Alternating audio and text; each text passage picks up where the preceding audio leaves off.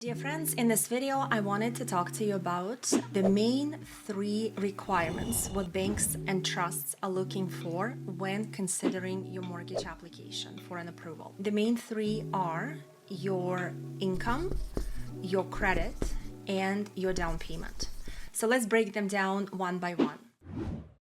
So income, I would say, is the main one. It's the most important one. It's ideal if, let's say, you have a full-time job, because if your job is seasonal or part-time, or let's say if you're self-employed, it becomes a little bit complicated to use that type of income. Some requirements must be met for the bank to consider. But let's look at the perfect ideal situation that you have a full-time employment. It's a common misconception is that you must be employed for 2 years to be approved for a mortgage. Generally, 3 months is more than sufficient. So if, let's say, you're salaried, that's the easiest type of income to prove, because your payment is basically, your pay is always the same, right? So it's always the same amount. And for somebody who is salaried, sometimes we don't even need 3 months of employment. It could be even less, especially if you worked in the same industry prior. So usually banks ask for a letter of employment, which is something it's written on the company's letterhead, where they would state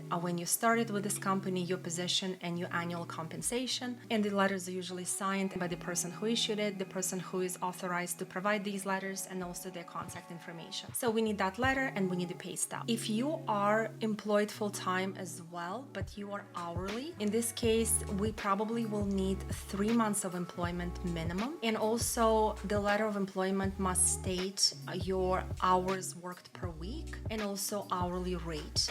We also must supplement the same letter with 3 months of pay stubs, because the bank will be asking to confirm that the employer is providing you with the hours they're stating in the letter. So if the letter says you work 40 hours per week, the bank will be asking to see your pay stubs over the last 3 months to ensure you work these 40 hours per week and not less. Of course, there could be some situation when, let's say, you didn't come to work because you were sick, or you had to leave because you had an appointment.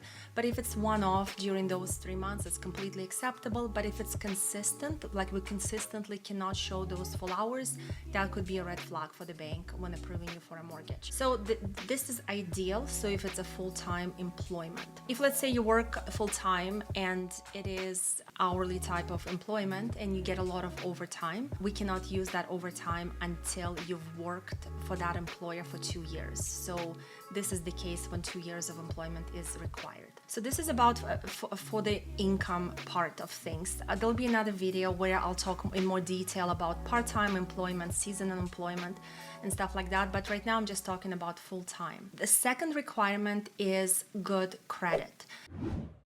So we don't need to have credit that has a high score of 800 or 790. It's not quite necessary. Usually if your score is 680 plus, that's considered to be good credit for banks. They don't only look at your credit score, they also are really looking at what accounts you have. So they are looking at your credit history as a full picture, not just one credit score. It's ideal if you have minimally 2 credit accounts. So it could be a credit card or 2 credit cards. It could be a credit card and a car loan. It could be a credit card and a line of credit. So 2 accounts is more than sufficient, especially if you've had these accounts for at least 2 years. They're looking at credit repayment, how well you make your monthly payments, have you missed any payments, especially in the last 24 months, 2 years, and also how much you utilize that credit. So let's say if you have a credit card with a $10,000 limit, but you run it up every month, and sometimes if you go over the $10,000 limit, that will negatively be reflected on your credit, and that's a minus. Though it looks like it's a nice high limit that you have available to you. So they're looking at how you use your credit. I will have another video where I'll talk more about credit and how to use your credit smartly, and how to have a high credit score. But this is just like 2 credit accounts, 2 years each, where you do not utilize it too much. You don't need to pay interest on your credit. You can just use your credit card here and there and pay out your balance in full, so you don't pay any interest. But this is what's important. You also don't need to have 5 credit accounts. Just 2 is more than sufficient for this purpose. If you have no credit, like you have a credit account but you barely use it, that's not good either. So you have to have some active credit history happening, especially if you're looking to apply for a mortgage. So this is the second requirement, is presence of good credit. Also, the third requirement is down payment. So minimum required down payment in Canada is 5% of the purchase price. Again, if the purchase price is above $500,000, then the down payment will be slightly more than 5%, and I will talk more about it in another video. 5% down is minimal that's required. It doesn't matter if, let's say, you're purchasing your very first home, or it could be your second home. Let's say if you own an apartment and you're looking to buy a townhouse for yourself, you can put 5% for your next purchase. So 5% is not only available to first-time home buyers.